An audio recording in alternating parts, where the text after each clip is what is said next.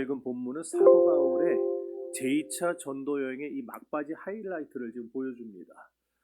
바울이요, 철학과 학문의 중심지였던 아테네죠. 아테네를 떠나서 고린도라고 하는 거대한 도시에 이제 발을 내디게 된 겁니다.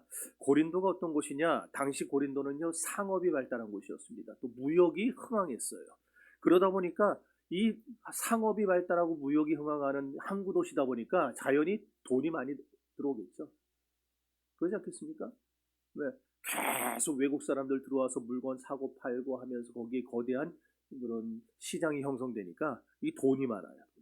그런데 돈이 많이 모이는 곳에 쾌락도 넘친다고 고린도는 당시 전 세계에서요, 우상 숭배와 성적인 타락이 가장 극심했던 곳이었어요.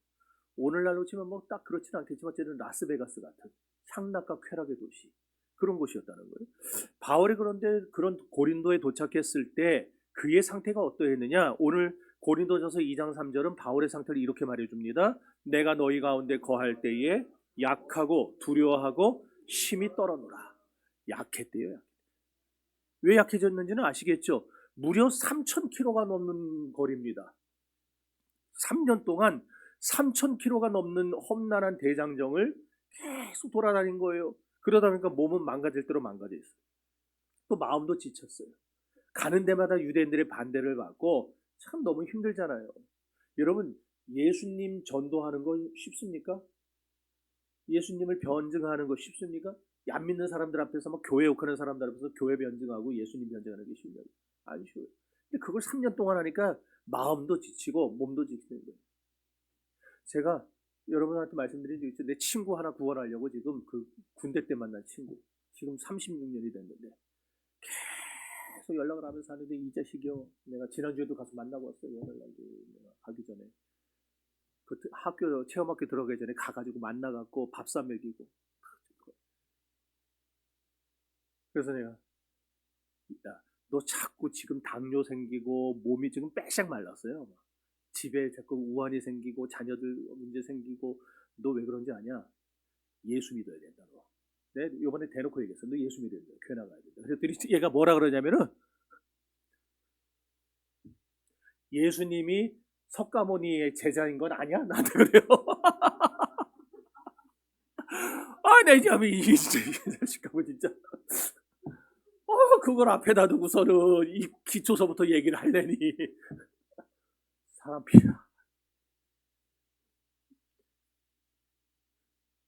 웃기는 자식이에요. 아, 근데 걔가요. 분명히 옛날에 안 그랬는데 요즘에는, 아니 교회가 저녁마다 기도회 하고 새벽마다 기도하는 건 뭐 다 알잖아요. 절간이 따라한다니까요.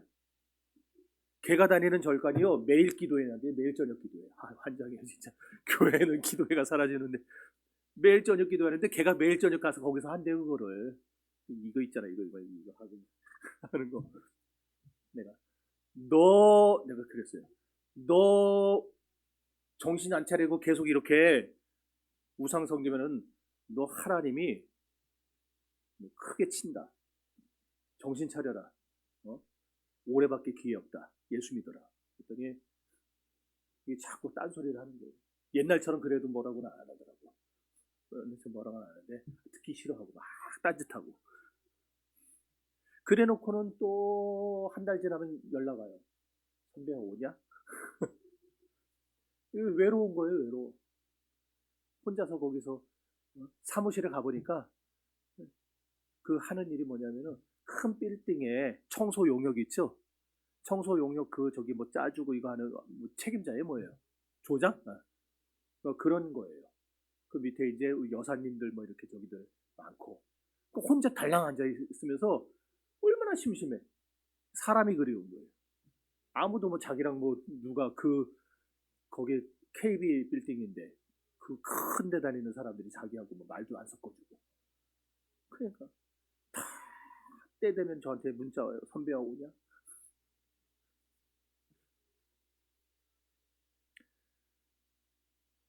바울이 그런 거를 한두 번이 아니고 3년 동안 겪다 보니까 이 지치는 거예요. 안 지치겠습니까? 지치는 거예요. 그럼에도 바울이 고린도에 얼마를 머물죠? 오늘 읽은 본문에 나오니까 1년 6개월을 머물었어요. 1년 6개월을 머물면서 그 쾌락의 도시, 환락의 도시, 그 음란함의 도시, 거기에다가 교회를 세운 거예요. 나아가서 교회를 세우고 끝난 게 아니고 부르기아와 갈라디아 땅을 다니면서 차례로 그 자기가 다녔던 곳들 다시 한번 가면서 그 제자들의 찌들어가던 그 흔들리던 믿음을, 신앙을 반석 위에 굳건하게 올려놓는, 그래서 결국 그 갈라디아 지역과 이 소아시아 지역에 교회 부흥의 대역사를 써내려가는 그런 귀한 단초를 여기서 이루게 됩니다. 자, 사도행전 18장 23절입니다.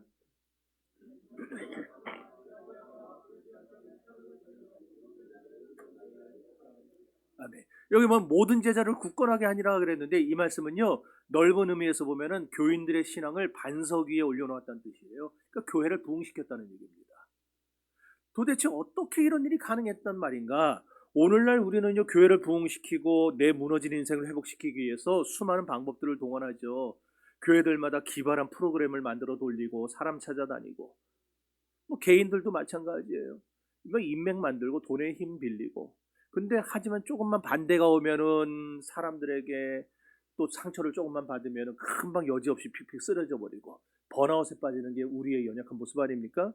오늘 이 시간에 덜덜 떨던 바울이, 육적으로도 영적으로도 지쳐 있었던 바울이 어떻게 이 사악한 도시 고린도 한복판에서 위대한 부흥을 이루었는지, 그 가슴 뛰는 영적인 비밀을 여러분들 알고 싶지 않으십니까? 안 알고 싶으신가 보네. 여기서 끝낼까요? 그 비밀은 뭐냐? 얄팍한, 바로 내 힘으로 하나님을 붙들려고 하는 이 얄팍한 신앙을 버리는 거예요. 여러분, 이게 별거 아닌 것 같아도요, 우리 가만히 나를 들여다보면은 내가 하나님을 붙드는 사람이 있고 하나님 나를 붙들어주는 사람이 있어요. 이 둘은요 완전히 틀립니다. 처음에는 같아 보이죠? 어쨌든 붙들고 있으니까. 그런데 내가 붙든 사람은요 내 힘이 떨어지면 놔버립니다. 놓쳐요. 그러나 하나님이 붙들어 주시면은 안 놓습니다. 하나님은. 우리 인생과 교회의 진정한 부흥은 이렇게 하나님께 사로잡힐 때 일어납니다. 특별히 뭐에? 말씀에 사로잡힐 때. 그러니까 개인도 하나님의 말씀에 사로잡힌 인생은요 그 인생을 하나님이 열어주셔야 돼요. 할렐루야! 우리가 말씀에 좀 세속적인 표현이지만 질질질 끌려갈 때, 그때 하나님이 우리에게 부흥의 역사를 일으켜 주신 줄 믿으시기를 바랍니다. 자, 5절 읽어볼까요?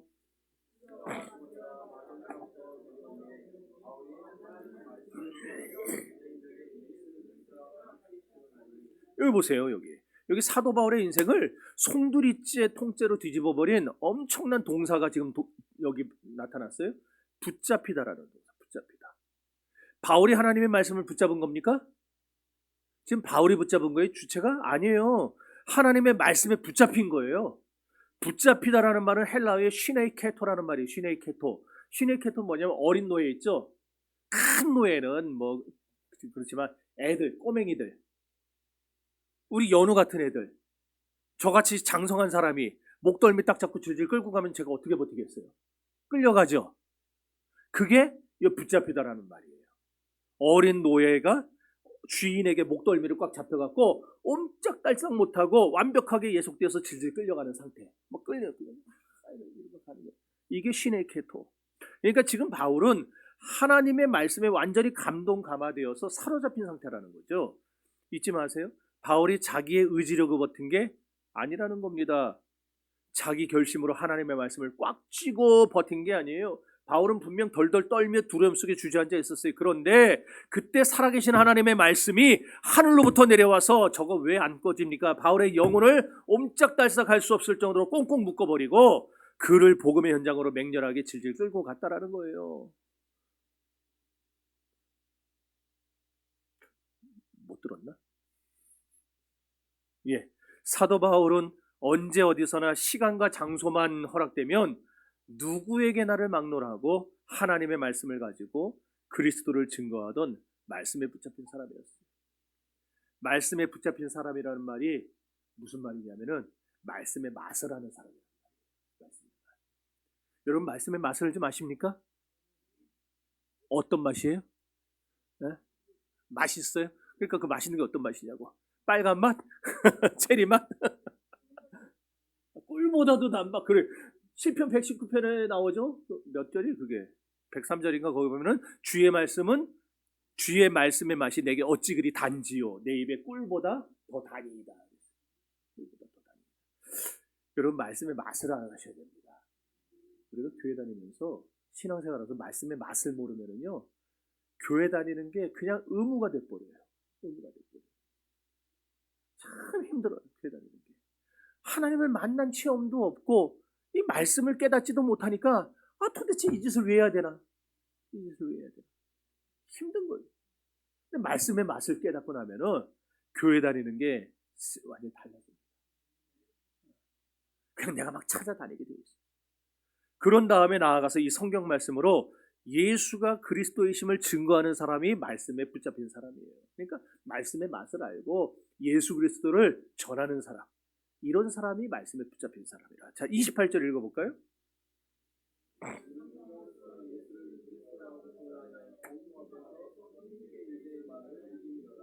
아멘. 예수는 그리스도라고 공중 앞에서 이렇게 말씀의 맛을 아는 사람이 이렇게 살아가는 거예요. 여러분 알프스 산맥을 등반하던 아버지와 한 어린 딸이 있었는데요. 근데 예기치 못한 눈보라가 블리자드라고 그러죠. 이게 몰아친 거예요. 그래서 길을 잃었습니다. 기온은 영하 30도까지 떨어지는데 눈은 허리까지 차오릅니다. 아버지가 딸의 손을 꽉 잡고 필사적으로 막 산길을 향해 걸어가는 거예요. 산정을 향해서.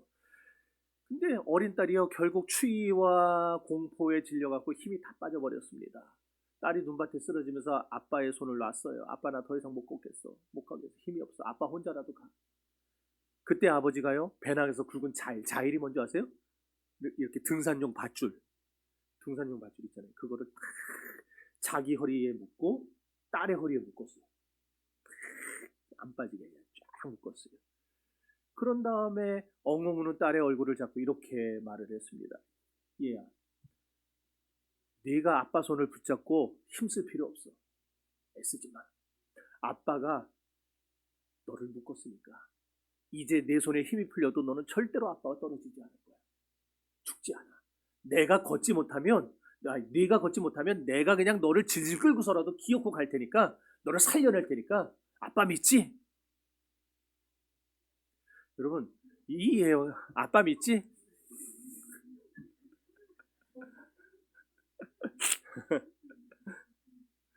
하나님의 은혜예요. 저렇게 말을 잘해. 여러분 이 예화가 바로 말씀에 붙잡힌 상태를 보여주는 거예요. 우리 신앙생활하면서 자꾸만 내가 하나님 붙잡아야 된다 생각해요. 그래서 자꾸 내가 성경 봐야지, 내가 기도해야지, 내가 주일 지켜야지. 내 결심과 내 의지로 밧줄을 쥐고 버티려고 하는 거예요. 그러니까 동티가 나죠. 인생의 고난의 눈보라가 몰아치고 재정이 바닥나고 사람들에게 배신당하면은요 그러잖아요. 하나님 나 너무 힘들어서 나 도저히 못 다니겠습니다. 교회 다니는 거 포기해버려요. 왜? 자기가 쥐고서는 그냥 막 가려고 하니까. 신앙생활 그렇게 하면은요 10중 8구는 쓰러집니다. 내가 하나님 붙드는 거 처음에는 큰 차이 없어요. 도리어 더 예수 잘 믿는 것처럼 보여요. 막 자기가 막 찾아가요. 그러나 하나님이 붙들어주는 신앙인이 되셔야 됩니다. 그게 진짜 부흥하는 사람, 진짜 살아남는 성도예요. 그게. 내가 말씀을 붙잡는 단계를 넘어서 말씀이 나를 밧줄처럼 꽁꽁 묶어버리는 그런 은혜가 우리에게 있기를 바랍니다. 여러분 말씀에 붙들리면요 우리가 이제 우울증에 걸린다 하더라도 손에 힘이 다 풀린다 하더라도 말씀이 내 멱살을 잡고 나를 끌고 가게 되어 있어요. 내가 세상 유혹에 빠져서 도망치고 싶어도 말씀의 밧줄이 나를 꽁꽁 묶고 기도의 골방으로 나를 끌고 들어갑니다. 힘은 안 생기는데 그냥 모든 게 다 귀찮은데 말씀에 붙잡힌 사람은 그 순간에 성령께서 우리를 끌고 너 왜 이러냐? 너 왜 이러냐? 하나님을 만나야지. 우리를 끌고 들어가요. 내 결심은 무너져도 살아계신 하나님의 생명의 말씀이 나를 절대 포기하지 않고 끌고 가는 것. 이게 바로 말씀에 붙잡힐 때 일어날 위대한 기적인 줄로 믿습니다. 중요한 건 바울이 이렇게 하나님의 말씀에 완전히 붙잡힌 삶을 살아갈 때에 그의 인생에 4가지 놀라운 변화가 일어납니다. 첫째로 세상 사람들의 인정과 조롱으로부터 자유로워졌어요. 바울이 예수 그리스도를 또 예수님을 그리스도라고 피를 토하며 복음 전할 때 고린도에 있는 유대인들, 고린도 교회 성도들이 아니고 고린도에 있는 그 많은 유대인들이 반응을 어떻게 했는가? 6절 보시면은요, 바울을 대적하여 비방했다 그랬어요. 무시무시한 반대와 조롱이 쏟아진 겁니다. 바울이 만일 자기 힘으로 사역하는 사람이었다면, 자기 힘으로 예수 붙잡고 살아가는 사람이었다면요, 사람들이 자기를 욕하고 비방할 때 상처받고 삐졌을 겁니다. 관둬버렸을 거예요. 그런데 바울이 말씀에 묶여서 끌려가는 사람이다 보니까 어떻게 행동합니까? 6절 다시 읽어봅시다.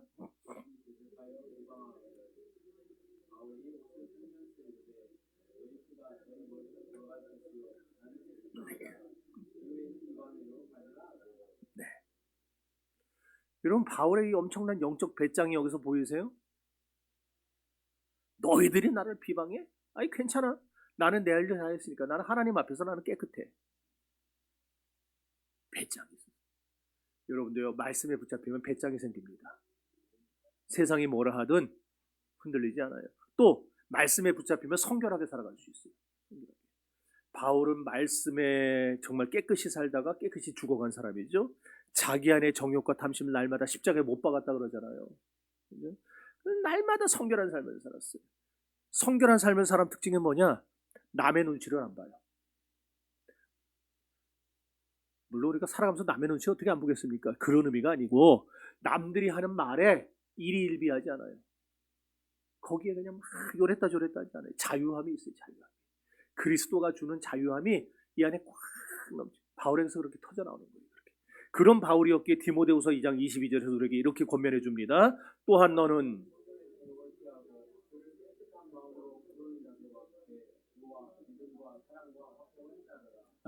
청년의 정욕을 피하라는 말은요, 성결하게 살라는 말이에요. 자기가 성결하게 살았듯이 우리에게도 성결하게 살라는 겁니다. 이거 어디서 많이 들어보지 않았어요? 하나님이 하신 말씀이죠. 내가 거룩하니 너희도 거룩하라. 여러분, 오늘 하늘과 땅의 주인이신 하나님 앞에서 성결하게 거룩하게 살아가는 저와 여러분 될 수 있기를 바랍니다. 여러분, 혹시 우리들 가운데 직장에서 또는 가정에서 교회에서 사람들의 말 한마디에 여전히 섭섭해하고 상처받아서 며칠씩 잠을 못 이루는 분이 있습니까? 그거는 우리가 아직도 성결하게 살고 있지 못하는 증거고 여전히 사람들의 인정에 붙잡혀 살아가고 있다는 증거입니다. 말씀에 붙잡힌 성도, 사람들의 말 한마디에 상처받지 않습니다. 나는 하나님 앞에서 깨끗하다. 성결한 삶을 살아가고 있습니다. 원수들의 비방을 먼지 털듯이 털어버리고 전진하는 무적의 전사가 될 수 있는 것입니다. 나아가서 하나님의 말씀에 내 인생이 꽁꽁 묶여 끌려가는 사람에게는 또 어떤 엄청난 변화가 일어나느냐. 두 번째로 말씀에 붙잡힌 사람, 말씀에 밧줄처럼 묶인 사람은 기도의 골방 생활을 즐깁니다. 기도의 골방 생활. 사실 아무리 위대한 바울이라 하더라도 역시 육신을 지닌 약한 사람이에요. 인간이잖아요. 고린도에서 바울이 유대인들의 극심한 반대와 회방을 받습니다. 복음 전파에 대한 무시무시한 방해를 받아가면서 사방이 꽉 막힌 공경에 처하게 되는 거예요. 그럴 때 바울의 마음속에도 두려움이 덜컥 몰려왔을 겁니다. 내가 여기서 루스드라에서처럼 돌에 맞아 죽는 거 아닌가? 이 타락한 도시에 과연 부흥이 일어날까? 여러분들도 그런 의심 있지 않아요? 과연 우리 교회가 부흥할까? 과연 우리 교회가 정말 나중에 하나님 쓰시는 그냥 위대한 교회가 될까? 뭐 3대 비전 하고는 있지만 과연 영적 귀함교회가 될까? 의심 있지 않아요? 바로 그때 완전히 지쳐 쓰러져 있던 바울에게 한밤중에 주님께서 환상 가운데 찾아오셨어요. 그리고는 그에게 힘과 용기를 주십니다. 자, 사도행전 18장 9절 10절 다 같이 읽어봅시다.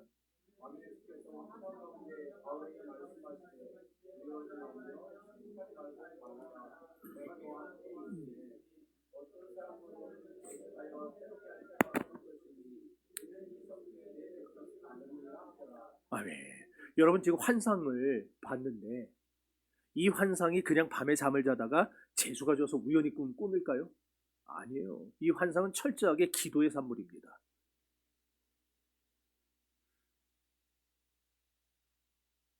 그 증거가 사도행전 10장 고넬료 사건에서 그대로 나타나지 않습니까? 자, 사도행전 10장 9절 읽어볼까요?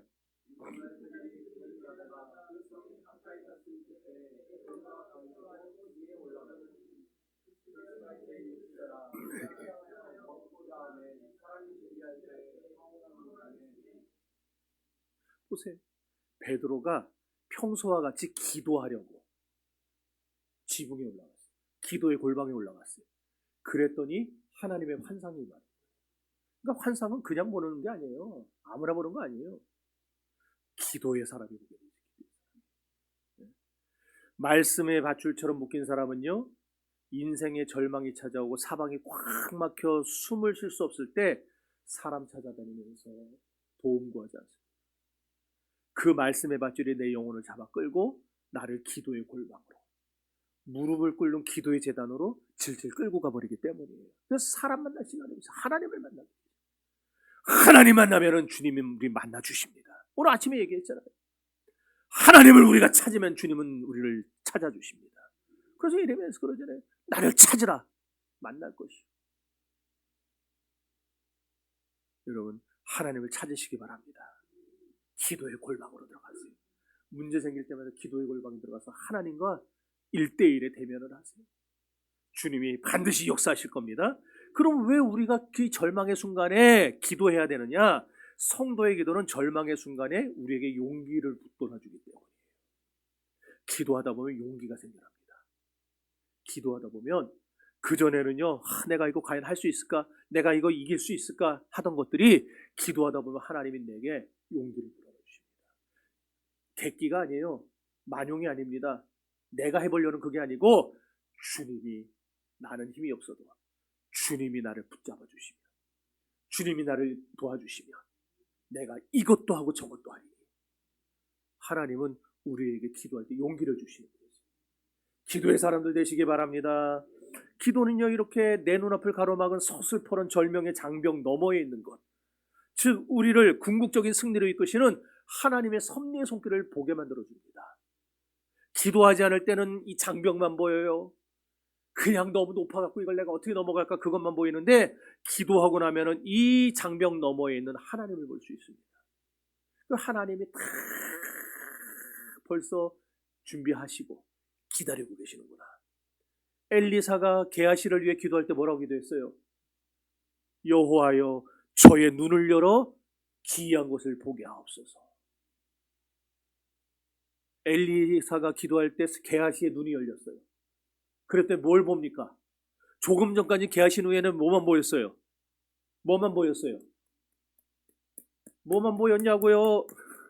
네? 성경을 알면서 일부러 대답하는 건 나 속 터져 죽으라고? 아람 군대만 있잖아요. 그냥 막 잔뜩 몰려와가지고 그냥 떼거지로 도단성을 애워싼 그 사람들만 보였잖아요.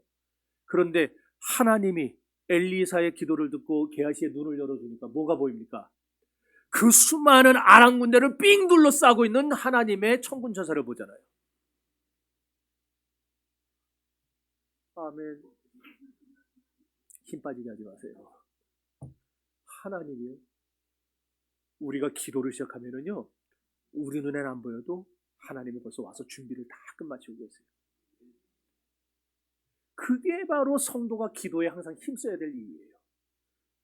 뭔가 되는 것 같이 안 보여도, 뭔가 지금 해결책이 안 보이는 것 같아도 분명한 사실은 성경이 우리에게 강조하고 우리에게 보여주고, 제가 체험하고 지금까지 50년이 지나면서 여러분들이 체험한 그 분명한 사실은 뭐냐? 성도의 기도를 하나님은 외면하지 않는다는 겁니다. 반드시 역사합니다. 반드시 응답합니다. 그래서 우리는 기도에 힘써야 합니다. 그러니까 바울이 골로새서 4장 2절에서 기도를 계속하고 기도에 감사함으로 깨어있으라 그랬어요.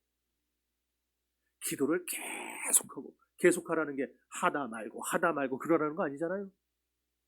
우리는 계속 기도하는 생활을 해야 됩니다. 하나님이 역사하실 겁니다. 바울은 이렇게 기도로 신앙생활을 출발했고, 기도로 하나님의 뜻을 알고, 기도 중에 하나님의 인도를 받아 옥문이 열리는 해방의 기쁨을 맛본 완벽한 기도의 사람이었잖아요. 이렇게 바울이 기도의 밧줄에 묶이니까 캄캄한 밤에도 환상을 통해서 내가 너와 함께 있다는 하나님의 약속을 받아낼 수 있었던 겁니다. 저는 여러분들이 기도하면서 이런 하나님의 약속을 받아낼 수 있기를 바랍니다. 두려워 말라. 내가 너와 함께한다. 내가 너를 도와주겠다. 내 의로운 오른손은 너를 붙들어 주겠다. 이런 확신, 이런 환상, 이런 은혜가 우리 더함교회 성도들에게 가득 차고 넘치기를 주의 이름으로 축원합니다. 세 번째로 말씀에 사로잡혀서 기도로 하늘 보좌를 뚫어버리는 사람은요, 이 세상이 감당할 수 없는 어떤 인내의 권, 엄청난 인내의 권위로 기도지기 위해서 인내하게 된다. 바울이 고린도에서 얼마 있었다 그랬어요? 아까 11절에 보니까 1년 6개월 있었다 그랬어요. 1년 6개월 동안 그 가운데서 하나님의 말씀을 가르쳤더라 그랬어요. 여러분, 1년 6개월은요 바울이 총 평생 동안에 4번의 전도 여행을 떠납니다. 1차, 2차, 3차, 네 번째는 4차 여행이라고 그러고 로마 전도 여행이라고 그래요. 로마만 목표로 해가지고 가서 가이사 앞에서 하나님을 증거하다가 순교당했기 때문에 요 4번의 전도 여행 중에서요 바울이 가장 오래 머물면서 가르쳤던 곳이 있어요. 어디일까요? 어디일까요? 내가 다음 주에 사탕 갖다 드릴게요. 어디일까요? 여러분 굉장히 자주 듣는 것인데 아니 가이사 말고 네? 지금 고린도 하고 있었는데 자 그럼 힌트 소아시아 7개의 교회 중에 하나 에베소 내가 다음 주에 사탕 드릴게요. 에베소에서 몇 년을 가르쳤냐면 3년을 가르칩니다. 바울이 한 지역에 머물러서 가장 오래 가르친 곳이에요. 에베소가. 거기서 두란노 서원을 두란노 서원 들어보셨죠? 두란노 서원 세워가지고 거기서 제자들을 양육하며 말씀으로 가르치고 거기서 교회를 든든히 세워가고 그게 나중에 바울이 목회한 곳을 사도 요한이 이어받아요. 그래서 사도 요한이 에베소에서 목회해요. 사도 요한이 100세가 넘어서 그 요한계시록 환상 보고 죽죠. 그 다음에 폴리갑이 에베소 교회 담임 목사가 돼가지고 폴리갑이 거기서 사역을 하게 됩니다. 이런 역사들이 있는데 바울이 에베소에서 3년을 하고 그러고 두 번째로 길게 했던 것이 바로 이 고린도예요. 1년 6개월. 그러니까 두 교회에 쏟은 그 애정이 어마어마한 거예요. 지금 그 당시는 지금처럼 교회가 많은 때가 아니잖아요. 교회가 거의 없던 때잖아요. 한 도시에 들어가면 예수 믿는 사람 전무한 때였어요. 그곳에서 바울이 해야 될 일은 빨리빨리 복음 전하고 교회 세우고 다시 가서 딴 곳에서 복음 전하고 교회 세우고 이걸 하고 돌아다니는 건데 그래서 지금도 우리 선교사님들이 가면 그냥 막 교회 세우느라 정신없잖아요. 그걸 하는데 바울이 한 곳에 지금 1년 6개월을 머물렀다? 3년을 머물렀다? 그러면 거기에 쏟은 그 정성과 애정이 얼마나 컸겠어요.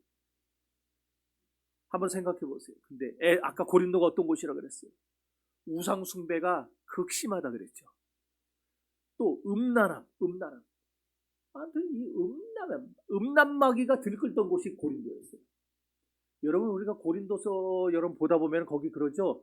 근친상간 얘기가 나와요. 근친상간. 그런 인간으로서 할 수 없는 죄들을 그냥 막 짓던 곳이 고린도였어요. 그런 곳에서 더군다나 또 유대인들이 껄핏하면 떼거지로 몰려서 바울을 죽여버리겠다고 해방 놓는 그 생지옥 같은 고린도에서 1년 반을 버틴 거예요. 고린도 교인들은 또 오죽했습니까? 말이라도 잘 들었으면 괜찮아요. 그런데 불륜에 온갖 불의에 자기들이 잘났다고 당을 4개나 만들어요. 당을 4개나 만들어서 서로 당파 싸움하느라고 정신없고 바울이 하루도 가슴 편할 날이 없었을 겁니다. 그런데도 바울은 포기하지 않고 엄청난 인내심을 가지고 복음의 증인으로 버틴 거예요. 왜? 의를 위한 고난이 복되다고 믿었기 때문에. 여러분 주님을 위해서 받는 고난은 복이 있습니다. 반드시 하나님 갚아주십니다.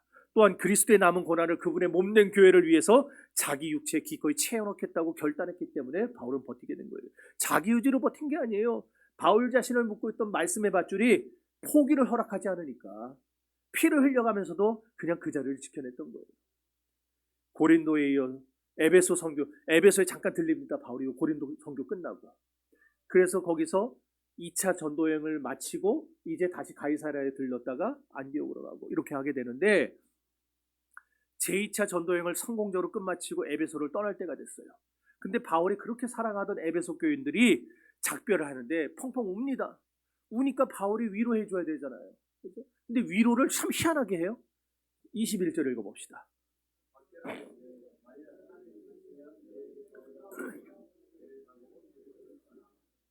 자, 지금 우리 권사님들이 그냥 저랑 헤어지는데 막 펑펑펑 우는 거예요. 목사님 가지 마세요, 가지 마세요 하는데, 그럴 때 위로를 해줘야 되잖아요. 어떤 위로를 해줘야 됩니까? 권사님, 보지 마세요. 제가 다시 올게요. 그래줘야 되는 거예요. 근데 여기 뭐라 그러고 있어요, 지금? 내가 하나님 뜻이면 다시 너희에게 돌아오리라. 그러니까 하나님 뜻이 없으면 어떻게 했다는 거예요? 죽어도 안 온다 이거예요. 죽어도 안 온다. 하나님 뜻이 있으면 오고 뜻이 없으면 안 오고. 물론 나중에 역사를 보면 하나님 뜻이 있어서 다시 에베소에서 3년을 하면서 두란노 서원을 세워요. 그런데 어쨌든 바울의 기본 마인드가 뭐예요? 하나님의 뜻이 없으면 나는 오지 않겠다. 자신이 개척한 교회에 미련이 없었다는 거예요. 내가 개척했으니까, 내가 피와 땀이 서렸으니까 내가 끝까지 관여해야지. 인간적인 집착을요 쓰레기통에 버려버렸어요. 제가 몇 교회 하는데 원로 목사님들이 딱 들어앉아가지고 담임 목사 방 맞은편에다가 원로 목사 방 만들어 놓고서는 거기서 계속 담임 목사를 컨트롤하고 있는 거예요. 교인들 앞에는 안 나타나니까 교인들은 우리 원로 목사님 참 담임 목사님 너무너무 편하게 해주시라고 그러는데 담임 목사는 아주 빼짝빼짝 말라가요. 막. 왜? 내가 관여하겠다. 근데 바울은 안 돼요. 하나님의 뜻이면 돌아오고 하나님 뜻이 없으면 안 돌아오고. 이게 바로 무슨 정신이냐? 예수 정신이에요. 예수 정신이 뭐예요? 땀방울이 핏방울이 되도록 기도하시면서 내 생각을 꺾고 내 육신의 뜻을 꺾어버리고 누구의 뜻에? 아버지의 뜻에, 하나님의 뜻에 철저히 따르기로 각오하셨던 겟세마네의 정신이 예수 정신 아니에요? 읽어봅시다.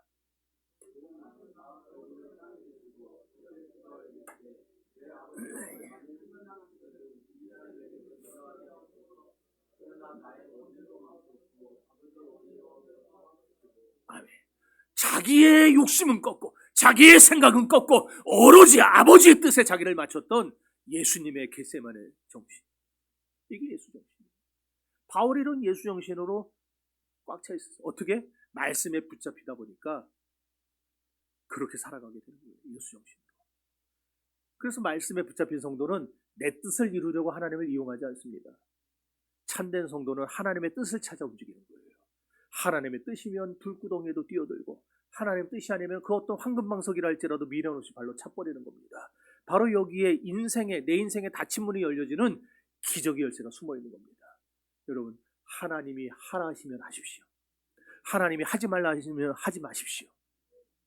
그 단순한 거에서 우리 인생이 열리기도 하고 닫히기도 하는 겁니다. 여러분, 우리가 인간적인 계산과 고집을 십자가에 못 박고 오직 하나님의 뜻을 찾아 복음 사역에 미친 듯이 매진하면 하나님이 가만히 계시겠어요? 가만히 계시겠냐고. 저는요, 우리 딸내미가요, 지가 알아서 성경 읽고 뭐 하면은 저는 막 환장해요. 좋아서 내가 알아서 퍼줘요. 안 하니까 안 주는 거지. 조금만 멋지게 하면은요, 저는 자꾸 퍼줍니다. 나도 없으면서. 근데 우리 하나님 어떠시겠냐? 저 같은 가난뱅이도 아니고 온 우주 만물을 다 쥐고 계신 분이 우리가 하나님 마음에 합당하기만 하면 주님 가만 계시거든요. 그러니까 바울에게 어떻게 하세요? 하나님의 뜻대로 움직이는 바울을 보고 바울의 혼자 힘으로 안 되겠다 싶으니까 영적인 지원군들을 보내주시는 거예요. 그래서 고린도에서 평생의 동역자들을 만나게 되죠. 먼저 브리스길라와 아굴라 부부를 만나게 합니다. 그래가지고 그들을 통해서 바울이 사역을 하다 보니까 그냥 먹고 사는 문제가 힘들잖아요. 그러니까 그들을 통해서 바울을 공개하도록, 바울을 섬기면서 먹고 살 수 있도록 하나님이. 그리고는 디모데를 만나게 하세요. 신라를 만나게 하세요. 디도를 만나게, 유수도를 만나게 하시고 최고의 사명자들을 다 보내주시는 거예요. 바울 혼자서 아등바등한 게 아닙니다. 그 전에는 자기 혼자 막 이런 삶이 고린도에서 말씀에 붙잡힌 바울에게 어떻게 나타나요? 하나님이 준비해 놓으신 하늘나라 군사들이 합류해서 바울과 함께 세상을 뒤집어 엎을 수 있었던 거예요. 사랑하는 성도 여러분, 바울의 복음전도 사역이 이룩한 이 엄청난 대성공과 부흥은 결코 어쩌다 일어난 우연이 아니었습니다. 철저히 자신의 정욕과 탐심을 십자가에 못 박고 철저히 하나님 말씀에 붙잡혀서 질질 끌려갔던 한 사람의 영적 굴복의 결과였어요. 그렇다면 오늘 우리도 그와 같겠죠. 오늘 제가 여러분이 하나님의 말씀에 붙잡혀서 끌려가면 하나님은 우리의 닫힌 문을 열어주실 겁니다. 닫힌 문이 뭔지는 여러분 스스로 아실 거 아니에요? 닫힌 사업의 문을 열어주실 겁니다. 닫힌 건강의 문을 열어주실 겁니다. 닫힌 집안의 문을 열어주실 겁니다. 닫힌 자녀의 문을 열어주실 겁니다. 닫힌 여러분 또 뭐 있어요 또? 물질의 문을 열어주실 겁니다. 하나님이 열면 닫을 리가 없고 닫으면 열 리가 없는데 하나님이 열어주시면 끝나는 거 아니에요. 여러분 지금 오늘 우리 앞에도요 바울 시대 못지않은 거대한 영적 전쟁이 도사리고 있습니다. 우리 가정을 살려야 되고 우리 교회를 부흥시켜야 될 중요한 책무가 우리에게 다 주어져 있잖아요. 그런 중차대한 작금에 여러분은 지금 무엇을 붙잡고 있습니까? 아직도 여러분의 인생의 문제들을 자기 스스로 쥐겠다고 아둥거리고 있습니까? 여전히 자기 힘으로 가정과 사업을 일으켜보겠다고 바둥거리면서 하나님과 삿바 싸움하고 있습니까? 여러분 손에 쥔 그 줄부터 당장 놔버리셔야 됩니다. 내가 붙들고 버티는 신앙은 한계에 부딪혀 쓰러져요. 이 시간 하늘 보좌를 향해 두 손 들고 항복하십시오. 이제는 내가 말씀을 붙잡는 게 아니라 살아계신 하나님의 말씀이 나를 동염해 달라고 그렇게 기도하십시오. 그러면은 나는 지쳐 쓰러질지라도 내 알량한 경험, 자존심, 사람들의 비난, 칭찬 뭐 그런 거 다 상관없이 내가 쓰러져서 아무 손가락 하나 까딱 할 힘이 없어도 하나님 나를 끌고 알프스 산맥을 넘어가는 것처럼 그렇게 내 인생의 험산줄령을 넘어가도록 역사하실 것입니다.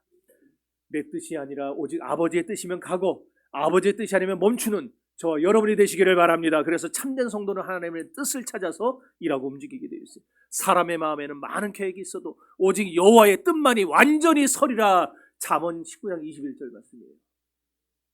기가 막히지 않습니까? 사람의 마음에는 많은 계획이 있어도 오직 여호와의 뜻만이 완전히 서리라. 너무 멋집니다. 우리가 내 의지를 완전히 꺾고 하나님의 말씀 앞에 포로될 때 그 하나님이 캄캄한 절망 속에서도 환상을 열어주실 것입니다. 그리고 숨겨두셨던 수많은 브리스길라, 아굴라 같은 동역자들을 폭포수처럼 쏟아부어 주실 것입니다. 저는 여러분들이 위대한 부흥의 기수들이 되시기를 바랍니다. 기수 뭔지 알죠? 기수 뭐예요? 말 타는 그거 말고 기 들고 딱 들고 빰빠라빰빰빰빰빰빰 하고 앞에서 들어가는 사람들. 기수 따라 움직여요. 다 사람들은 다. 가는 대로 가는 거예요. 말씀의 밧줄에 완전히 결박당해서 찬란한 은혜의 세대를 열어가는 십자가의 군병들이 되시기를, 그런 은혜가 넘치기를 주의 이름으로 축원합니다. 자, 이 시간에 우리 찬양하면서 봉헌합니다.